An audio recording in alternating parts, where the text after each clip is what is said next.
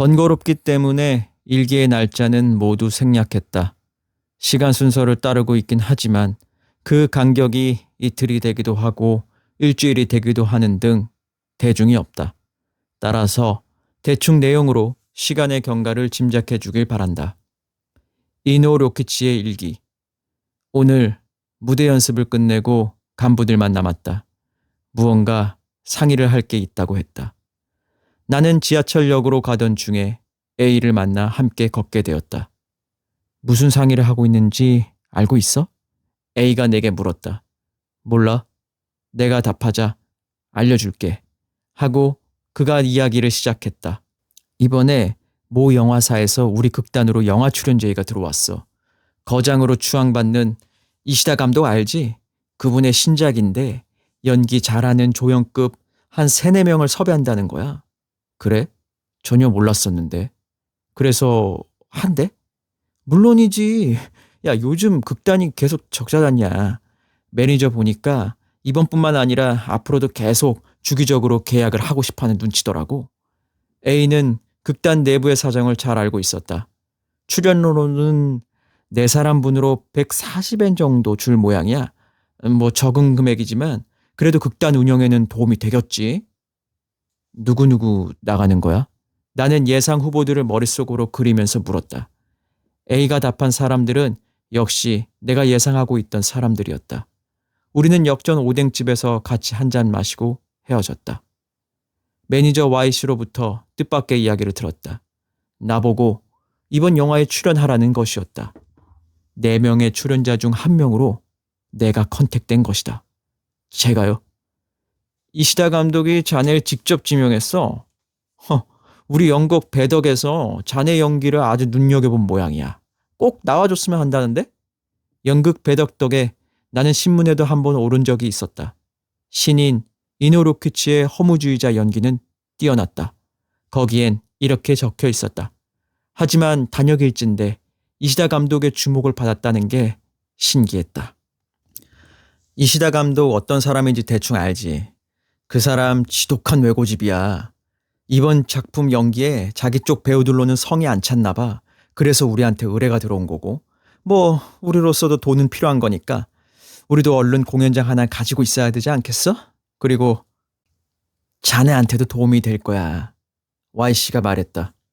내가 이 극단으로 들어온 지도 벌써 8년이 넘었다.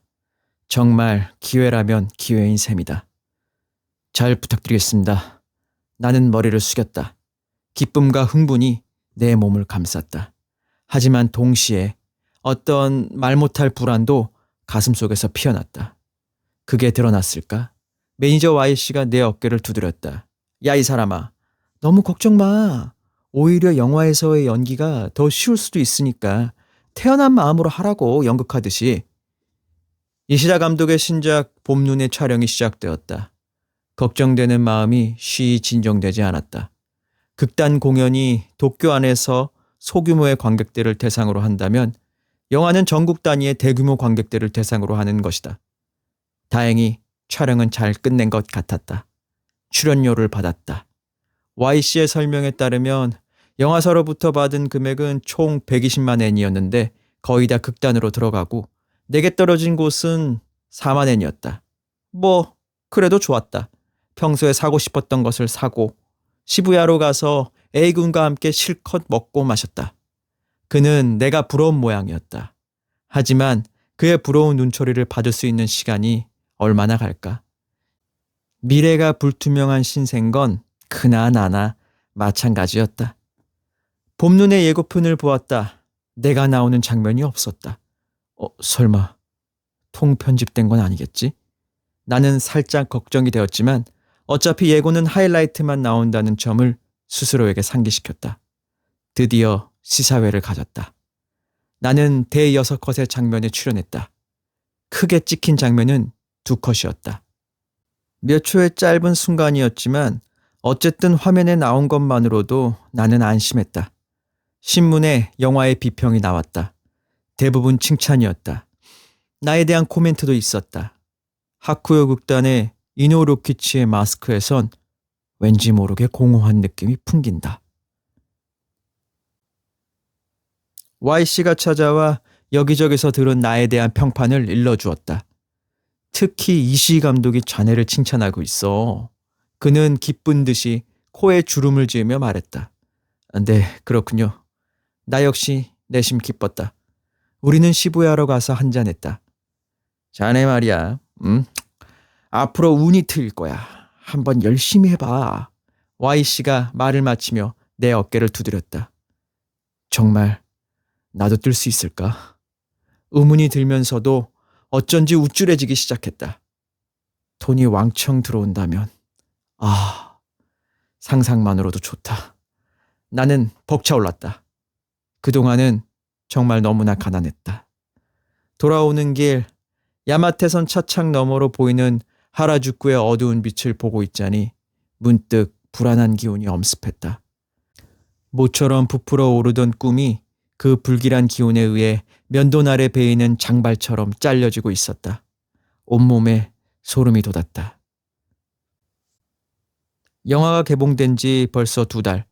아직은 아무 일도 없었다. 그는 영화를 보지 않은 것 같았다. 어쩌면 나는 10,000분의 1이나 100,000분의 1 같은 우연을 걱정하고 있는 중인지도 모른다.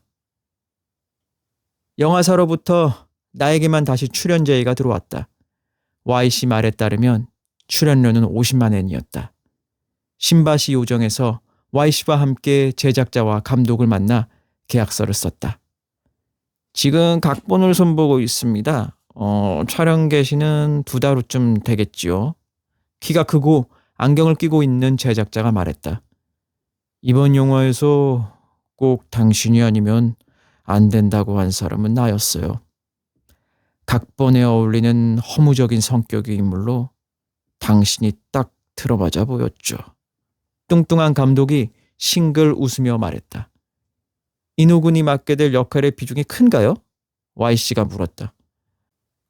그럼 물론이지요. 인호 씨의 인기는 이번 작품을 통해 확실히 올라갈 겁니다.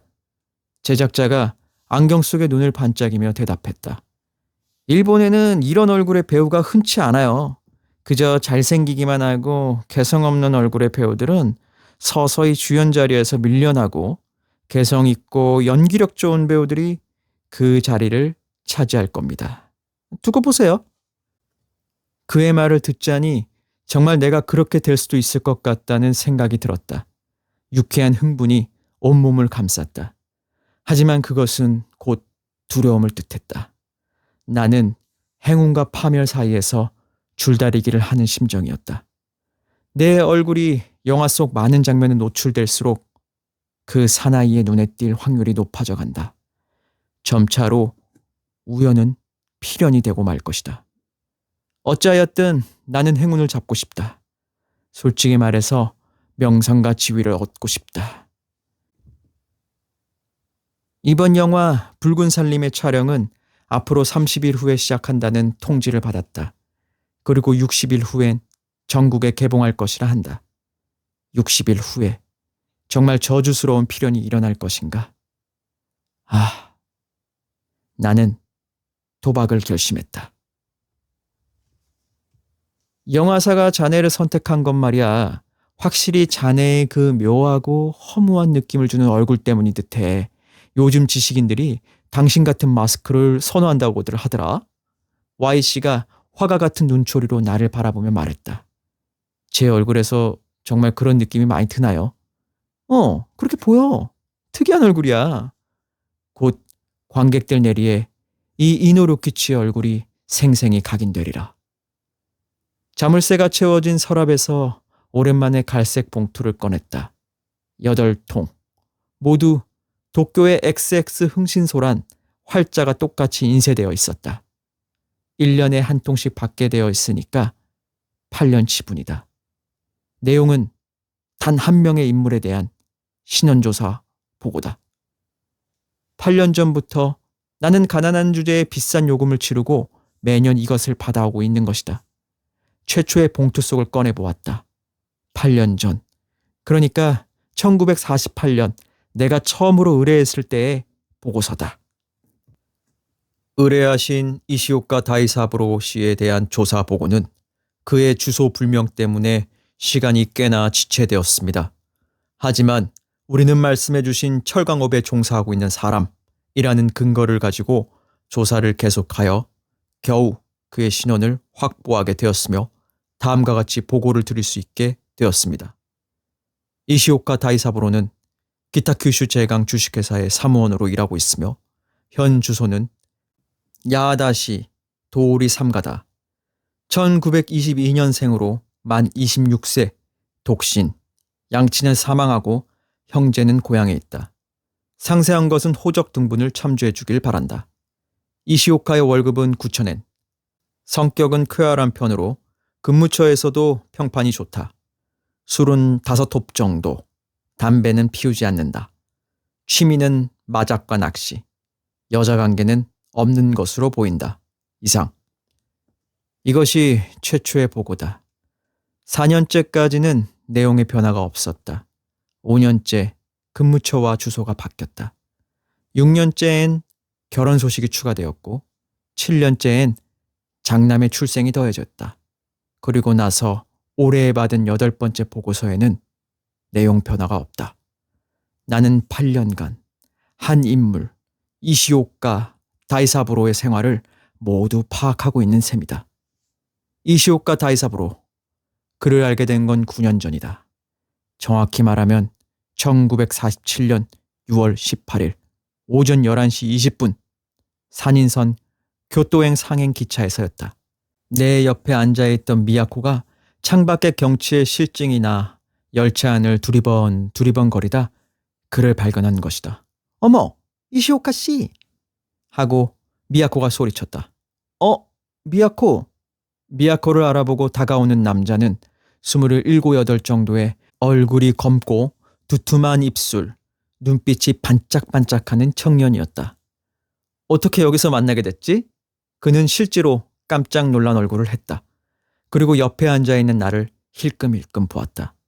나는 창 쪽을 향해 모르는 척 담배를 피우고 있었다. 이시오카 씨, 뭐 사러 가는 길이야?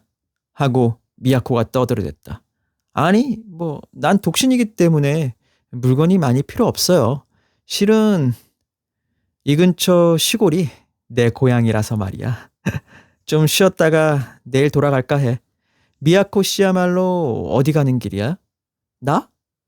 난 좀 사러 가는 길이야. 그리고 시간이 좀 되면 온천도 다녀올 거고. 오, 온천. 그거 좋지? 말하면서도 이시오카는 계속 내 쪽을 신경 쓰고 있는 것 같았다. 나는 여전히 창 쪽을 바라보고 있었다. 어느새 기차가 하마다역 내에 들어섰을 때 그럼 나 먼저 갈게. 야하다로 돌아가서 가게 한번 들릴게. 그가 소리쳤다. 그래, 기다리고 있을게. 안녕. 미야코가 답했다.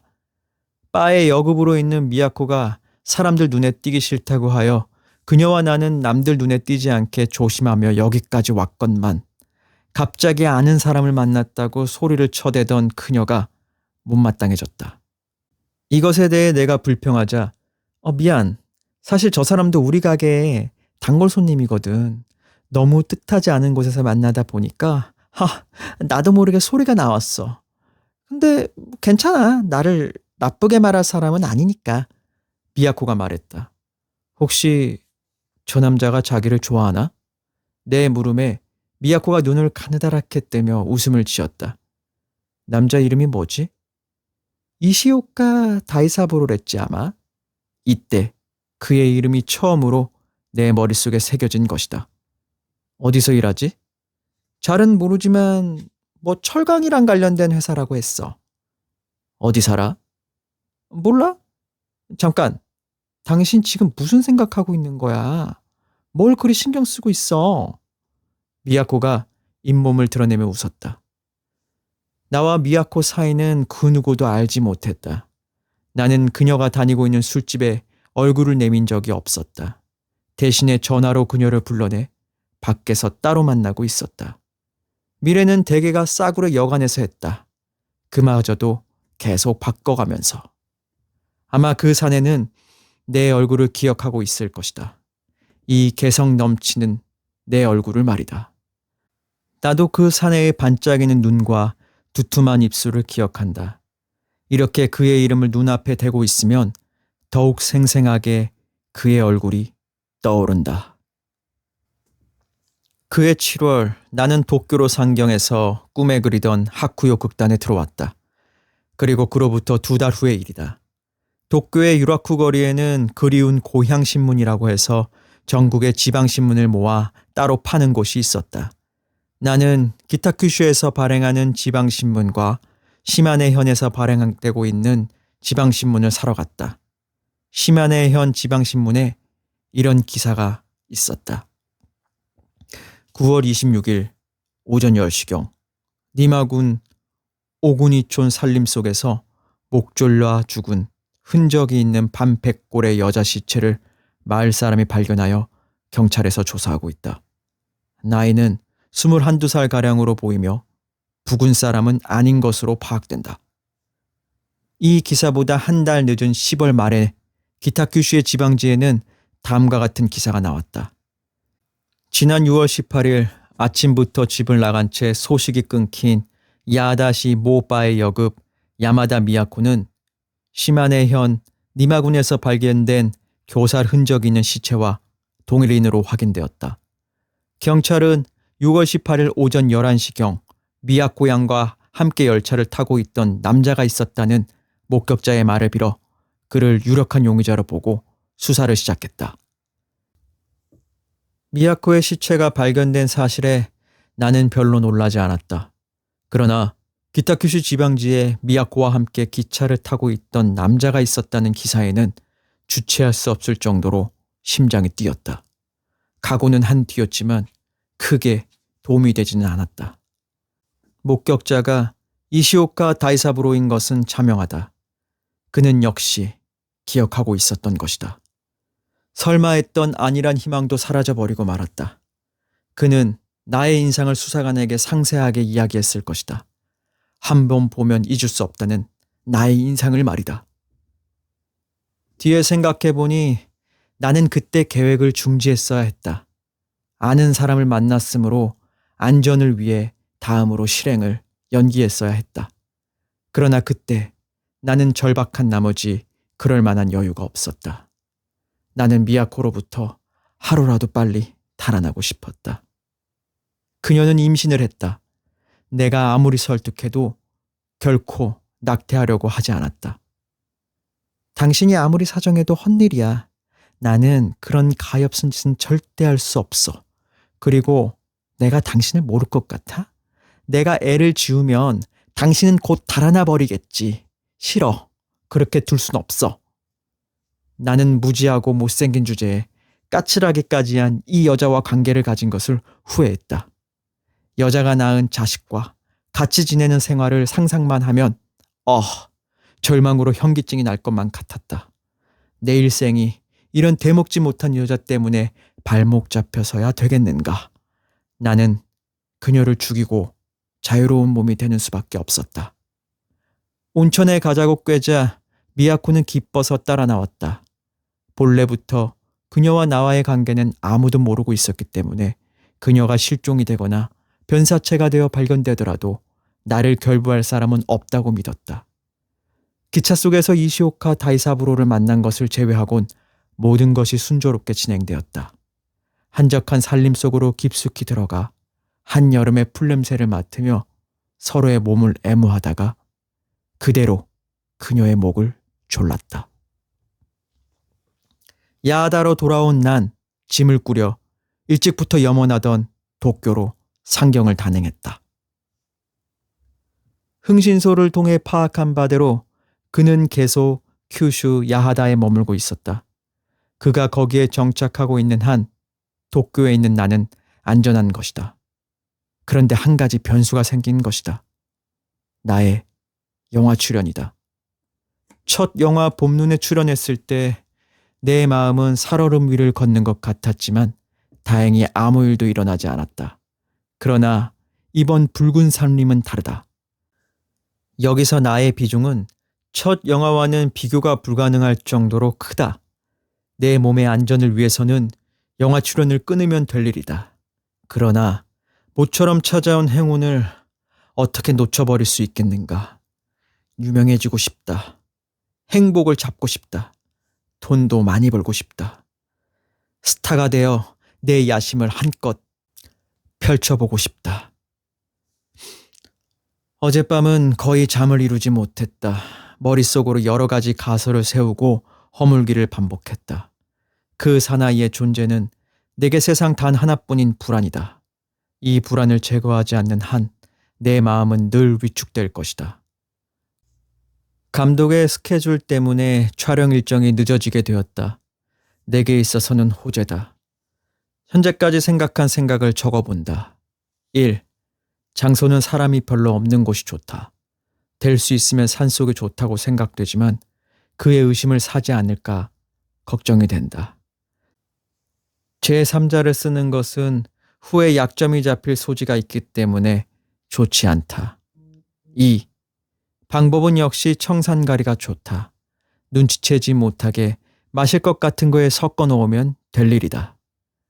오늘 역에서 전차를 기다리다가 관광지 산행과 관련된 포스터를 보았다. 그래, 관광지라면 사람들 눈길을 그렇게 끌진 않겠지?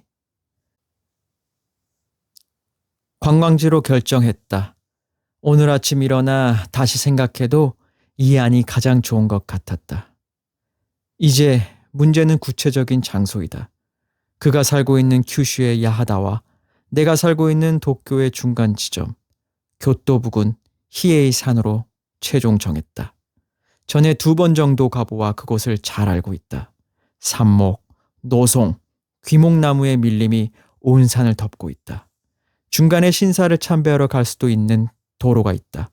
그곳을 걷는다고 이상하게 볼 사람은 아무도 없다. 밤차로 교토에 왔다. 전차를 타고 사카모토로 나와 낯이 가까운 시간에 히에이 산으로 오르는 케이블카를 탔다. 케이블카의 손님은 적었다. 3월 말이라서 꽃은 이르고 실록은 아직 멀었다. 날씨가 좋아 비와 오는 조망이 아주 좋았다. 가이드는 앞에서 나는 천천히 담배 5개비를 폈다. 날카로운 눈으로 주변 지세를 살펴보기 위해서였다. 그래, 이 정도면 됐어. 나는 머리를 끄덕이고 니시노도 쪽으로 갔다. 가는 길은 한산했다. 검은 옷을 거친 스님이 옆을 지나칠 때 그에게 물었다. 저기 스님, 이 길로 계속 가면 혹시 건물 같은 것이 나오나요? 구로다니 세이류사라는 절이 나옵니다. 스님이 한마디 던지고서 가던 길로 사라졌다. 구로다니 세이류사. 왠지 쓸쓸한 산길 옆에 조그마한 사찰 같다는 느낌이 들었다. 다시 케이블카로 산을 내려와 히에 신사를 찾았다. 신사 바로 옆에 아파트가 있었다. 베란다에 담요며 이불이며 옷가지 같은 것들이 너저분히 널려 있었다. 그 광경을 보고 있자니 문득 한 가지 아이디어가 떠올랐다. 여관으로 들어와 밤새 긴 편지 하나를 썼다. 돌연 편지를 드려 죄송합니다. 저는 야마다 미야코의 친척되는 사람입니다. 미야코는 지금으로부터 9년 전 야하다의 모바에서 근무하던 여자였는데 시마네현 산골에서 누군가에 의해 살해되었습니다. 이 점은 아마 귀하께서도 잘 아시리라 생각됩니다. 저로 말씀드리면 나고야의 식기제조사 영업사원인데 1년에 태반을 전국 출장으로 보내고 있습죠. 지금은 교토에 와서 이 편지를 쓰고 있는 참입니다. 최근 저는 이곳 어느 식료품 가게 점원을 알게 되었습니다. 그는 9년 전 야하다에 거주한 적이 있는 시마네현 출신의 남자입니다. 저는 그를 미야코의 살인범으로 의심하고 있습니다. 정황은 여러 가지가 있지만 세세한 것들은 귀하를 만나서 직접 말씀드리고 싶습니다. 저는 귀하께서 미야코가 살해되기 전 열차 안에 함께 있던 남자의 얼굴을 보았다고 들었습니다. 과연 그 남자의 얼굴과 제가 의심하고 있는 이 남자의 얼굴이 같은지 당신께 확인받고 싶을 따름입니다. 만약 같다면 저는 이 남자를 당장 경찰에 신고할 작정입니다. 나우루인 9월 2일 오후 2시 반 교토역 대합실에서 당신을 기다리겠습니다. 저는 갈색 모자와 안경을 끼고 있겠습니다. 발견하시면 아는 체 부탁드립니다. 제 출장 일정이 워낙 팍팍하여 부득이 날짜를 제가 지정한 것에 대해 양해 부탁드립니다. 여비로서 환호음을 함께 동봉해 드립니다. 지난 여러 해 동안 미야코의 죽음은 우리 집안 사람들의 가슴에 남아 끝없는 아픔을 주었습니다. 바라옵건대 이제라도 미야코를 죽인 이 파렴치한 범인을 잡고 싶어하는 제 마음을 동정하시어 꼭 도와주시기 사정드립니다. 교토 여관에서 우메타니 토시이치 올림. 나는 4,000엔의 환호음을 편지에 함께 동봉했다. 그리고 교토 역전 우체국에서 등기우편으로 발송했다. 이시오카 다이사부로는 과연 편지의 요구대로 나를 찾아올 것인가? 그는 올 것이다. 반드시 올 것이다. 어젯밤 일단 기차로 도쿄로 돌아왔다. 흔들리는 기차 속에서 행여 내가 세운 계획에 실수는 없는지 마치 공연 전 리허설처럼 머릿속에서 되풀이해 보았다. 먼저 약속일 오후 2시 반까지 나는 교토역 대합실로 간다. 모자를 눌러쓰고 두꺼운 뿔테 안경으로 변장한다. 거기에다 표정도 연극을 할 때처럼 인위적으로 바꿀 것이다. 한 사나이가 내게 다가온다. 혹시 우메다니 씨이십니까? 눈썹이 굵고 눈이 큰 이시오카 다이사부로다. 그는 나를 몰라본다. 오시느라 고생이 많으셨습니다. 남자가 오늘은 일을 쉰다고 하지만 그의 집 주소를 알고 있기 때문에 문제가 될 것은 없습니다. 내가 말한다. 어디입니까? 사마모토라고 여기서 전차로 1시간이 채 안 걸리는 곳입니다. 그렇게 우리는 함께 전차를 탄다. 사마모토에서 내려 히에신사 쪽으로 가는 고갯길을 오르면 오른쪽으로 하얀 아파트가 보인다. 저깁니다. 저 아파트 안에 그 남자가 살고 있습니다. 잠깐 여기서 기다려 주십시오. 제가 아파트로 가서 그를 데리고 여기까지 나오겠습니다. 내가 그와 대화를 나누는 동안에 당신은 그의 얼굴을 잘 보아주십시오. 남자의 얼굴이 당신이 알고 있는 그가 맞거든 즉시 경찰에 알립시다. 내 말에 그는 고개를 끄덕인다. 나는 그를 남겨두고 아파트 안으로 들어간다. 일정 시간을 때우고 다시 나온다. 이시오카 다이사부로는 좀 불안한 얼굴로 본래의 위치에 서 있다. 공교롭게도 나는 침울한 표정으로 말을 시작한다. 그가 외출 중이랍니다. 그의 부인의 말 따르면 몸이 좋지 않아 의사에게 갔다고 하네요. 한 2시간 후면 돌아올 거라고 그럽니다. 어쩔 수 없이 그때까지 기다려야겠네요. 내 말에 이시오카는 고개를 끄덕일 것이다. 어떻습니까? 2시간이나 이런 곳에 있기도 뭐하니 여기 산이나 올라가 보지 않으시겠습니까? 저기 케이블카도 있습니다. 그럴까요, 그럼? 그는 동의할 것이다. 우리들은 케이블카를 탄다. 함께 바깥 경치를 보며 우리는 좀 더 친해진다. 산 위에 올라 나무가 우거진 산길을 걸으며 그는 한 번쯤 물어볼지도 모른다. 그런데 당신은 어째서 그 아파트의 사나이가 미요코를 죽인 범인이라고 생각하시는 겁니까? 나는 이런저런 그럴듯한 이야기를 털어놓는다. 이시오카는 고개를 끄덕이며 조금도 의심하지 않을 것이다. 니시노도 쪽으로도 가봅시다. 바로 근처니까. 그는 따라온다. 이 근처부터는 등산극의 발길도 현저히 줄어든다. 우리는 둘만 천천히 걷는다. 이 앞에 구로다니 세이류라는 사찰이 있습니다. 거기까지 들렸다 내려가면 아마 시간이 얼추 맞을 것 같네요. 나는 그렇게 설명한다. 인기척은 더욱 줄어든다. 삽목과 노송나무 산림이 골짜기에 빽빽하다. 여기서 조금 쉬시지요. 피곤하군요. 우리는 길에서 벗어나 나무가 있는 곳으로 들어간 뒤 풀밭에 앉는다. 목 좀 축이시죠. 그에게 마실 것을 권한다. 그래, 청산가리 같은 그가 이 생에서 마지막으로 맛볼 음료를 권하는 것이다. 모든 시나리오는 잘 짜여진 연극의 그것처럼 완벽하다. 이시오카 다이사부로의 일기. 편지 하나가 왔다. 우메다니 도시이치라는 전혀 알지 못하는 사람으로부터다. 속을 열어보니 4,000엔짜리 환어음이 들어있었다. 나는 깜짝 놀랐다. 내용을 읽어보고는 더더욱 놀랐다. 9년 전에 미야코 살해범으로 의심되는 남자를 알게 되었으니 그의 얼굴을 검증하기 위해 나보고 교토로 와달라는 것이다. 미야코의 친척이라고 하는 이 사람은 내가 그 당시 기차 안에서 미야코와 동행한 사나이를 본 것을 어디선가 들어 알고 있는 모양이었다. 참 빠르구나. 그게 벌써 9년이나 됐단 말인가? 그렇다. 그때 나는 이 야하다에서 고향인 시마네현 시골로 돌아가 있었다. 문제의 그날 나는 친구 집에 들렀다가 돌아오는 길에 몹시도 혼잡한 기차를 탔다. 사람들을 밀치고 안으로 들어갔을 때 이시오카 씨, 나를 부르는 여자 목소리가 들렸다. 야하다의 바에서 일하는 미야코였다. 나는 자주 그곳을 들렀으므로 그녀를 잘 알고 있었다. 둥근 얼굴에 귀염상인 그녀에게 실은 마음이 좀 있었던 것도 사실이다. 미야코는 온천에 가는 길이라고 했다. 그녀의 옆에 선 낯선 한 남자가 쑥스러운 듯 창 쪽을 향해 담배를 피우고 있었다. 아, 남자 동행이 있었구나 하고 나는 얼른 눈치를 챘다. 야하다로 돌아와 얘의 그 바에 몇 번이나 들렀지만 미야코의 모습은 좀채 보이지가 않았다. 기다리다 못해 그녀의 동료에게 물어보았더니 그게 말이에요.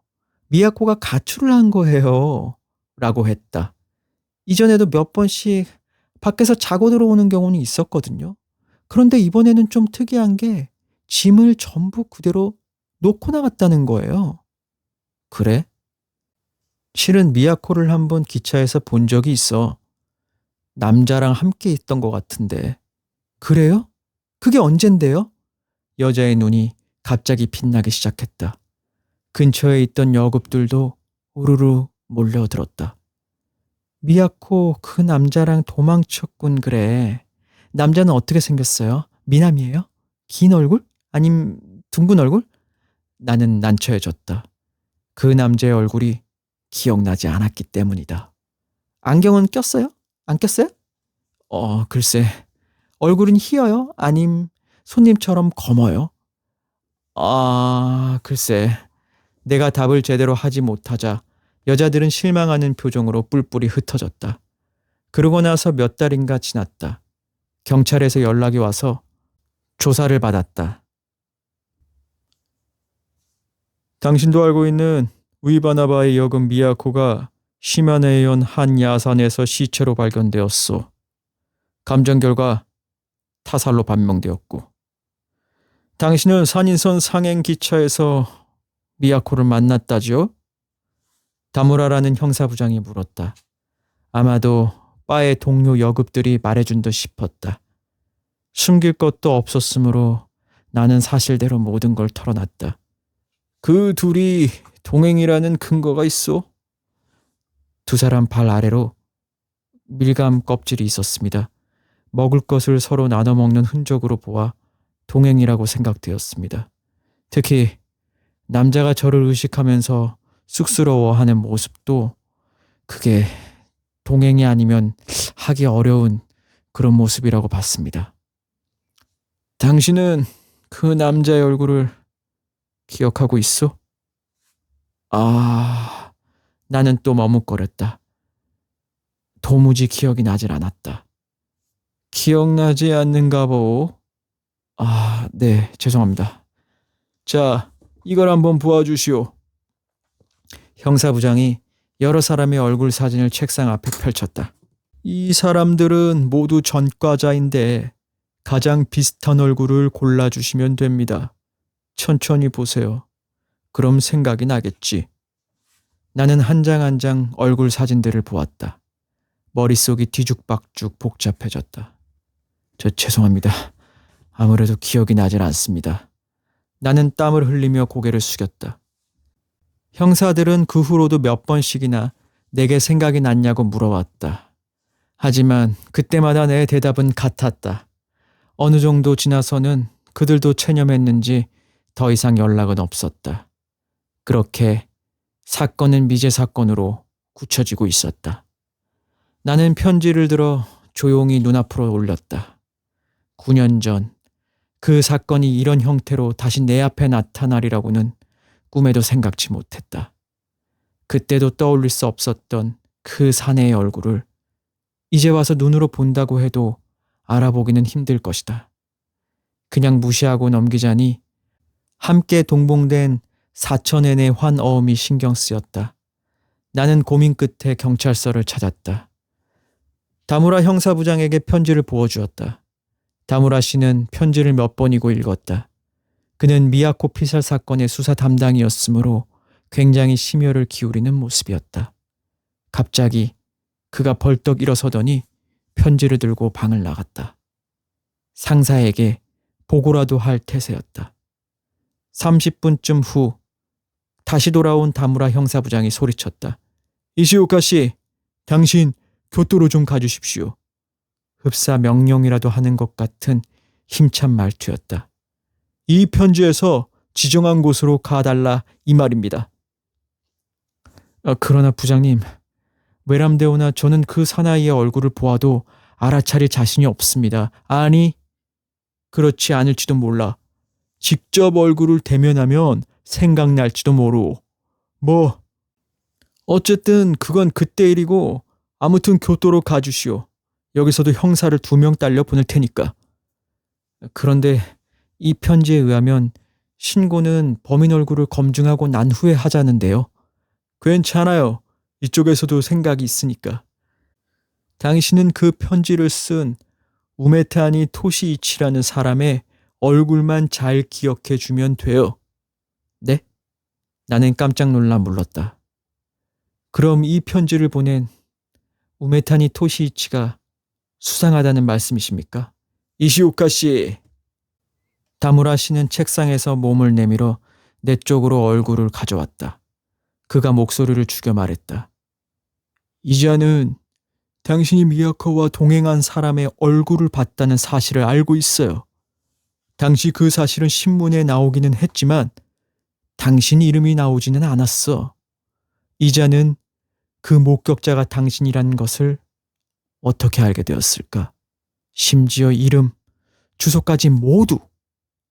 아마도 뒤로 조사를 해봤겠지. 대체 왜? 그게 그에게 그렇게 중요한 문제였을까? 우리는 그게 궁금한 겁니다. 4월 1일 저녁, 형사 2사람과 함께 교토행 기차에 몸을 실었다. 교토역에는 다음날 오전 10시에 도착했다. 약속 시간인 오후 2시까지는 시간이 많이 남아 있었으므로 우리는 근처 관광지를 둘러보았다. 형사 한 명이 손목시계를 들여다보고 말했다. 12시인데 슬슬 뱃속 좀 채우고 역으로 갈까? 그러자고. 그리고 이왕 교토까지 온 거 이곳 특산품인 이모보호인가 머식인가 그거 한번 먹어보자고. 이모보호? 그거 비쌀 텐데. 비싸도 또 언제 여기까지 와보겠어 이 사람아. 자오가 먹어보자고. 나는 형사들을 따라 그들이 찾는 요리집으로 갔다. 3분이신가요? 종업원이 물었다. 그렇다고 하자 저기 죄송한데 방이 모두 차서요. 괜찮으시면 먼저 오신 손님과 같이 합석하셔도 괜찮을까요? 네네, 그렇게 해주세요. 상관없어요. 괜찮아요. 그녀는 우리를 6조쯤 되는 다다미 방으로 안내했다. 그곳에선 먼저 온 손님 한 명이 밥을 먹고 있었다. 이노 로키치의 일기 4월 2일. 드디어 오늘이다. 아침 8시 반 교토에 도착했다. 약속 시간까지는 6시간이나 남았다. 날씨가 좋다. 이리저리 배회하다 보니 배가 고팠다. 무엇을 먹을까 고민하다가 이왕 교토에 온 김에 도쿄에서 먹을 수 없는 특산품을 먹기로 했다. 방으로 안내되어 주문한 이모보호를 먹었다. 먹으면서 2시간 뒤에 행해질 이시오카 다이사부로와의 대결을 생각했다. 출세를 위해서는 꼭 그를 정리해야만 한다. 돌이켜보면 미야코와 같은 천한 계집과 관계를 한 것이 나의 불찰이었다. 그녀는 내 아이를 낳는 것으로 하여 나를 가로 세로 칭칭 얽매려 했다. 그런 여자와 결혼했을 때 벌어질 참담한 생활을 생각하면 견딜 수가 없었다. 그것이 곧 살이로 나타난 것이다. 그 점에 대해서 지금도 난 후회가 없다. 이시오카 다이사부로에겐 안 된 일이지만 곧 그의 눈도 그녀처럼 사라져줘야 한다. 영화배우로서 군중 앞에 나설 나의 운명을 위해 어쩔 수가 없는 일이다. 인기와 돈이 필요하다. 풍족한 생활을 하고 싶다. 나는 기필코 출세를 하고 싶다. 종업원이 들어왔다. 일행인 3명의 손님이 있는데 혹시 함께 앉아도 되냐고 물어왔다. 나는 괜찮다는 의미로 고개를 끄덕였다. 실례합니다. 실례합니다. 3사람이 들어왔다. 나는 밥을 먹고 있었다. 그들은 내 오른쪽 테이블에 앉았다. 2명은 나와 같은 라인에 앉았고 1명은 그 맞은편에 앉았다. 3사람은 물서군으로 손과 얼굴을 닦으면서 이런저런 이야기들을 짓거렸다. 큐슈 사투리였다. 설마? 나는 얼굴을 들었다. 맞은편 대각선에 있는 남자와 눈이 정면으로 마주쳤다. 그 순간 나는 심장이 멎는가 싶었다. 숨을 쉬기가 곤란할 정도였다. 눈썹이 굵고 눈이 큰 9년 전의 그 사나이 이시오카 다이사부로였다. 이 무슨 우연으로 하필 여기서 그를 마주친 건가. 얼굴에서 핏기가 사라지는 것을 느꼈다. 이시오카 다이사부로가 조용히 나를 응시했다. 아니, 당신은? 하고 그가 외치기를 기다리는 수밖에 노릇이 없었다. 그런데 어찌된 일인가? 그의 온순한 표정은 흐트러지지 않았다. 이내 그는 나를 향하던 시선을 거두어 맞은편 남자들에게 넘겼다. 그들 대화 속에서 그는 조용히 고개를 끄덕이기도 하고 말을 덧붙이기도 했다. 30초가 지났다.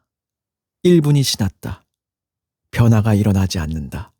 3사람은 종업원이 들고 온 음식을 맛있게 먹고 있다.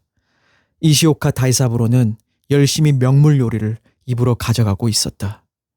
그는 분명 나의 얼굴을 보았다. 그런데 조금도 변화를 나타내지 않았다.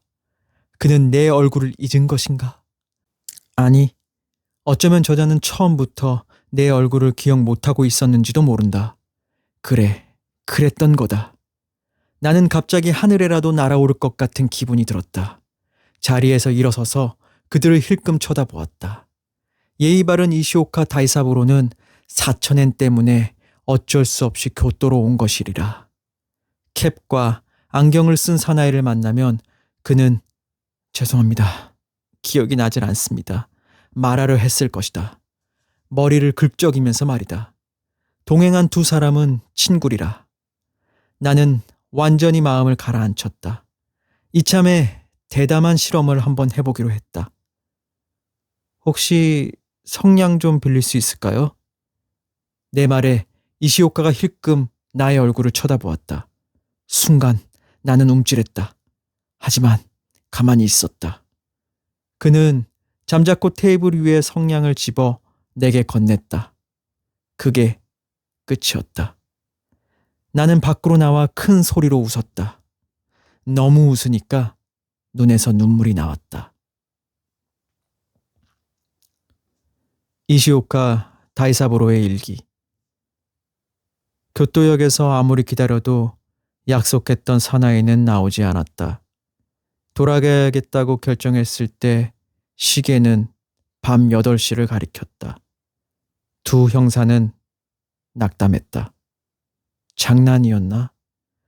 장난이나 치려고 4,000엔이나 쓰다니 어이가 없었다. 형사들은 장난은 아닐 거라 했다. 눈치를 챈 모양이라고 했다. 눈치를 챈다. 어디서? 어떻게? 나는 어쩐지 마음 한구석이 찝찝했다. 늦은 밤 급행으로 큐슈로 돌아왔다. 이상한 일들로 점철된 이틀간이었다. 이노 료키치의 일기. 붉은 삼림의 촬영은 순항하였다. 마음이 편안하다는 사실이 이토록 사람에게 힘을 주는 건지 전에는 몰랐다. 좋아. 이제 정진하는 일만 남았다. 열심히 한번 해보는 거다. 촬영이 머지않아 끝난다. 역시 이번 감독은 나를 좋게 보는 눈치였다. 그는 다음 작품에선 나를 주연으로 써보고 싶다고까지 했다. 출세길에 오르는 게 서서히 체감되었다. 붉은 삼림이 개봉되었다. 신문의 평판이 매우 좋다. 모두 나에게 특색 있는 연기를 한다고 칭찬해 주었다. Y씨는 기뻐서 어쩔 줄 몰라 했다. 오늘은 다른 두 영화사로부터 출연 청탁이 들어왔다. 이런 모든 일은 Y씨에게 맡기고 있다. 당분간은 그쪽이 편리하다. 점점 바라는 대로 되어온다. 명성과 돈이 바람처럼 손가락 사이로 들어온다. 이시오카 다이사부로의 일기. 오랜만에 영화를 보러 갔다. 요새 좋은 평을 받고 있는 붉은 삼림이라는 영화다. 극중 한 남자 배우의 연기가 뛰어났다. 극중에서 그는 상처 입은 마음을 간직한 채 기차를 탄다. 차창 쪽을 바라보며 옆 얼굴을 보이고 있는 배우. 이윽고 담배를 꺼내 물고 연기를 내뿜고 있는 이 배우. 나는 의자 등받이에서 몸을 뗐다. 어디선가 본 적이 있는 얼굴이다. 더욱 클로즈업 되는 그의 얼굴.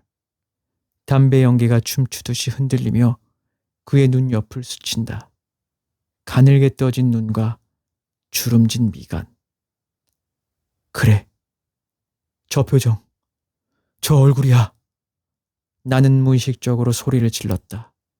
주위 사람들이 깜짝 놀라 나를 쳐다보았다. 나는 영화관을 뛰쳐나왔다. 심히 뛰는 가슴을 부여잡고 경찰서 방향으로 걸음을 옮겼다.